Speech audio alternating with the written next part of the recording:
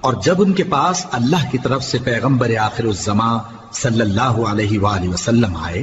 اور وہ ان کی آسمانی کتاب کی تصدیق بھی کرتے ہیں، تو جن لوگوں کو کتاب دی گئی تھی ان میں سے ایک جماعت نے اللہ کی کتاب کو پیٹ پیچھے پھینک دیا،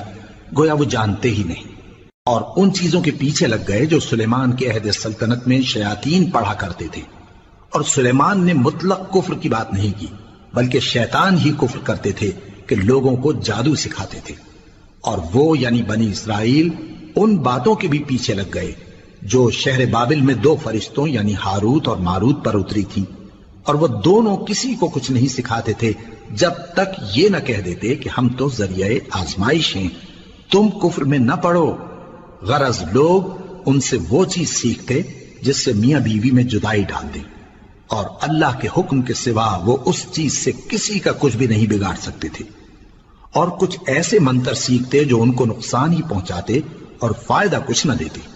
اور وہ جانتے تھے کہ جو شخص ایسی چیزوں یعنی سحر اور منتر وغیرہ کا خریدار ہوگا اس کا آخرت میں کچھ حصہ نہیں، اور جس چیز کے عوض انہوں نے اپنی جانوں کو بیچ ڈالا